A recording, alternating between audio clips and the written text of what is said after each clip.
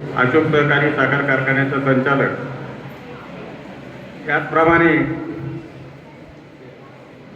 Karegaon भागतील vice chairman Shivajirao मोठे, market कमिटीचे संचालक किशोरांना बनसोडे, भवानी ट्रस्टचे अध्यक्ष बाळासाहेब हुरळे, भावाटांचे पोलीस पाटील बबनराव हस्ते, भाऊसाहेब पाटील बनसोडे, या ठिकाणी उपस्थित असलेले कैलास महाराज जोशी, याचप्रमाणे शाळेचे प्रिन्सिपल संपतराव देसाई सर, त्यांच्या सर्व सहकारी मॅडम, सर्व सहकारी शिक्षक, त्याचप्रमाणे सर्व बनसोडे पाटील, सर्व आसने पाटील, सर्वच विद्यार्थी मित्रांनो, बंधू आणि भगिनी, खरं म्हणजे आज या दिंडीचं नियोजन वृक्ष लागवा वृक्ष जगवा हा खरा संदेश देण्यासाठी या दिंडीचं आयोजन होतं. कुणीतरी म्हणलेलं आहे, वृक्ष वृक्ष आम्हा वृक्षपल्ली आम्हा सोयरे, म्हणजे वृक्ष आमचे सोयरे. झाडं नसली तर पाऊस पडत नाही. आजची परिस्थिती काय पहा तुम्ही, आपल्या नगर जिल्ह्यामध्ये अतिशय पाऊस कमी आहे. आम्ही आसपासमध्ये अभ्यास दौऱ्यासाठी तेलंगणाला गेलो होतो. तेलंगणामध्ये इतकी झाडी आहे की तिथं त्यामुळे खूप पाऊस पडतो. 2 दिवस आम्हाला त्या हॉटेलच्या बाहेर सुद्धा निघता येईना, इतका पाऊस झाला. सुदैवाने आपण झाडं लावली पाहिजे, ती झाडं वाचवली पाहिजे. महाराजांनाही विनंती करतो की आपण इथं खूप चांगल्यापैकी झाडं लावली, इथं संवर्धन केलं. तुम्हालाही आमच्या पंचकृतीच्या वतीने सर्व जनता धन्यवाद देत आहे. आमच्यासारख्या लहान कार्यकर्त्यांनी पण तुम्हाला त्या ठिकाणी मदत केली पाहिजे आणि झाडं लावण्यासाठी निश्चितपणानं आपण सर्वजण या ठिकाणी आला. सर्वांनी या झाडं लावा झाडं जगवा आणि गाडगे बाबाचा स्वच्छता अभियान या ठिकाणी खरंच राबवलं पाहिजे.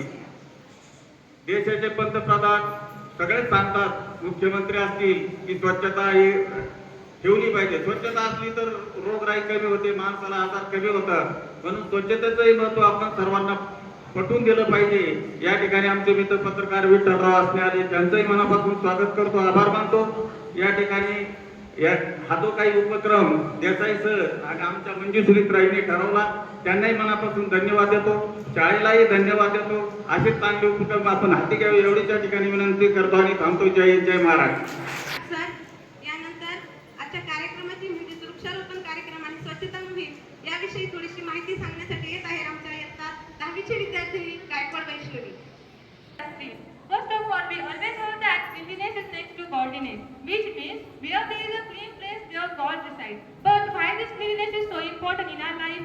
Just like food, water, oxygen are very important for our existence, similarly, cleanliness is also very crucial for our healthy, physical and mental makeup. Cleanliness is of various types like personal cleanliness, environmental cleanliness, or cleanliness at our workplace. It doesn't take much to maintain cleanliness in our day-to-day life. Just by ensuring small things, we can make important change in us also or in our surrounding also. But if we keep our surrounding unclean, then this will be the invitation for lots of mosquitoes to come inside and spread lots of diseases, just like malaria, asthma, cancer, and many more. And we all know that all the diseases are very harmful for us. So we should always keep our surrounding clean. By keeping our surrounding clean, then there will be no pollution in our surrounding, as well as we will get fresh food, water, oxygen from the trees. Even trees are also giving their lots of contribution towards the cleanliness.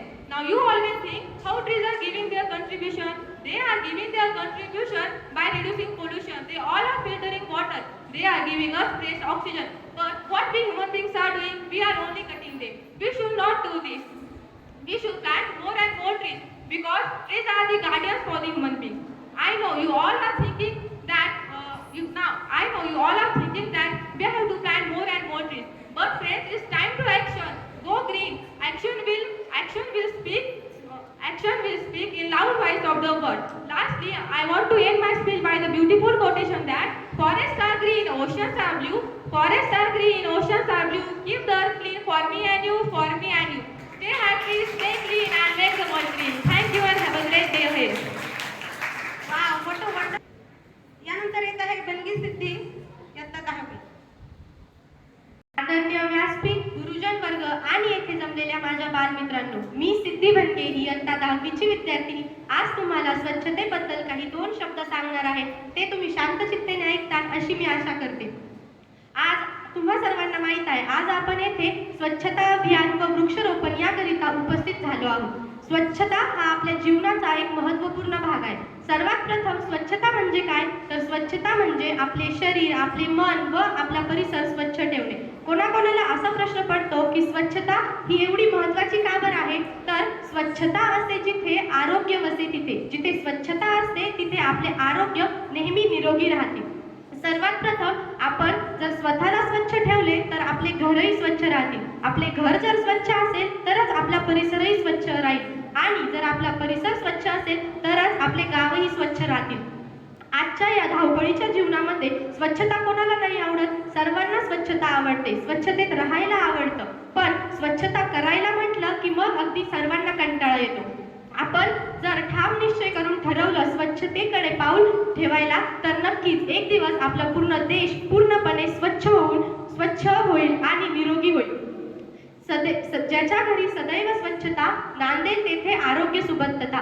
ज्याच्या घरी सदैव स्वच्छता नांदेल तेथे आरोग्य सुबत्तता. स्वच्छतेचे संदेश ध्यानी धरू, आरोग्य आपले निरोगी करू, आरोग्य आपले निरोगी करू. महात्मा गांधीजींचं स्वप्न पूर्ण करण्यासाठी भारत सरकारने 2 ऑक्टोबर 2014 रोजी स्वच्छ भारत अभियान या मोहिमेस सुरुवात केली. आपल्या देशामध्ये अस्वच्छतेचे सर्वात मोठे कारण म्हणजे अशुद्ध पाणी, जे नदी नाल्यांमध्ये असतात. तेच पाणी बरेचसे लोक पिण्यासाठी तर काही लोक आपल्या जनावरांची तहान भागवण्यासाठी वापरतात आणि त्यातूनच खूप सारे जीवजंतू आपल्या पोटात जाऊन तिथूनच आजाराची पहिली सुरुवात होते. दुसरे म्हणजे तर वायू प्रदूषण. हे कशामुळे होते, तर हे झाडांची कमतरता. आपल्यासारखे बरेचसे लोक झाडे तोडून जंगल उद्ध्वस्त करतायत. तर का बरं, यामुळे आपल्या देशात वायू प्रदूषण कमी होण्याऐवजी वाढत चालले. तिसरे म्हणजे तर प्लास्टिक. ही गोष्ट वेगळी आहे की सरकारने प्लास्टिकवर बंदी आणली, पण तरीही आज आपल्या देशामध्ये पिण्याचे पाणी हे प्लास्टिकच्या बॉटलमध्ये मिळते. जे अन्न आपण शिजवून खातो ते भाजीपालाही आज प्लास्टिकच्या कॅरी बॅगमध्ये मिळतो. तर का बरं, हा फक्त माझाच नाही तर हा पूर्ण भारताचा प्रश्न आहे. का बरं आजही प्लास्टिक आपल्या देशामध्ये चालू आहे. तर मित्रांनो, आपण जर जास्तीत अधिक झाडे लावले, स्वच्छता केली तर आपले देश निरोगी होईल. तर तुम्ही सगळे होणार का सहभागी या मोहिमेत? बरं, तर शेवटी मी फक्त एवढंच बोलू इच्छिते, आपल्या देशालाही आपले घर समजून त्यालाही स्वच्छ ठेवा. अधिकाधिक वृक्षारोपण करून आपले देश निरोगी करा. धन्यवाद. जय हिंद, जय भारत. गुरुजन वर्ग और यहाँ जमे हुए मेरे सभी बाल मित्रों, आप सभी को मेरा नमस्कार. मैं पूर्वा प्रवीण गुराव के कक्षा 8वीं की छात्रा हूँ. मैं यहाँ पर अपने पेड़ दोस्तों के बारे में कुछ कहने आई हूँ. ध्यान से सुनिएगा. पेड़ बचाओ, पेड़ बढ़ाओ. पेड़ हमारे सबसे अच्छे दोस्त हैं. यह बात तो हम सबने बचपन से सुनी है, लेकिन हमारे व्यवहारिक जीवन में हमने किसी ऐसे व्यक्ति को नहीं देखा जो पेड़ को अपना दोस्त मानता है. यद्यपि पेड़ पृथ्वी पर सबसे मूल्यवान जीवन स्रोत है, लेकिन हमारे पेड़ दोस्तों की बचत की आवश्यकता क्यों है, मैं बताती हूँ. वे हमारा पोषण करते हैं. वे कई तरीके से हमारे प्रत्यक्ष और अप्रत्यक्ष तरीके से मदद करते हैं. इसके अलावा वे हमारे पर्यावरण को हरा भरा और स्वच्छ रखते हैं. इसलिए यह हमारी जिम्मेदारी बनती है कि हम उनकी रक्षा करें. क्या है वृक्ष? जीवन का आधार है वृक्ष. पृथ्वी का श्रृंगार है वृक्ष. हर जीवन रूप को कुछ न कुछ दे रहा है. ऐसा परम उद्गार है वृक्ष. ऐसा परम उद्गार है वृक्ष. और महत्व है. अब कौन से बताते तो सारा दिन ही कम पड़ जाएगा. वे हमारी पोषण करते हैं, यह बात तो हम सब जानते हैं. इसके अलावा वे हानिकारक कार्बन डाइऑक्साइड लेते हैं और हमारे लिए ऑक्सीजन छोड़ते हैं. मानव को फल फूल छाया देता है वृक्ष. पक्षी पशु कीट पतंगे को घर देता है वृक्ष. न जाने हर जीव को कितना कुछ देता है वृक्ष, कितना कुछ देता है वृक्ष. लेकिन हमारे इन वृक्ष दोस्तों को कैसे बचाएं?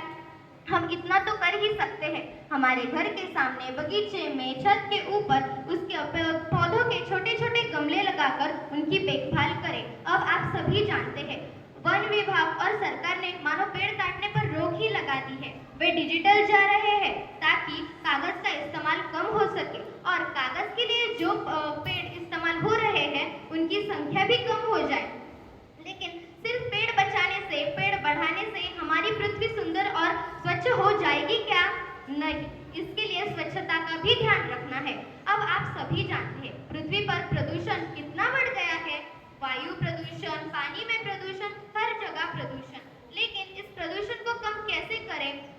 पानी की प्रदूषण की वजह से जहाँ पर गंदा पानी जम जाता है, जहाँ पर साफ सफाई नहीं होती है, कूड़ा पड़ा होता है, वहाँ पर मच्छरों की संख्या बढ़ जाती है और वहीं से डेंगू, मलेरिया, ऐसे कई सारी बीमारियों का सामना करना पड़ रहा है। लेकिन और सिर्फ पानी में ही प्रदूषण है क्या? नहीं, हवा में भी है, जिसकी वजह से हमने कोरोना जैसी भयानक महामारी का भी सामना किया।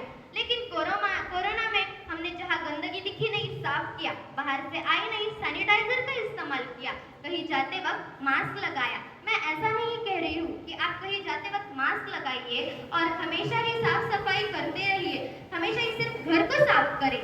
लेकिन हम इसके अलावा अपने पर्यावरण को भी साफ कर सकते हैं। हमारा पर्यावरण हमारा दूसरा घर है जहाँ पर हम रहते हैं। सिर्फ हमें ही इन सब चीजों का सामना करना पड़ता है क्या? नहीं, पूरा देश, पूरा जग इस समस्या का सामना कर रहा है।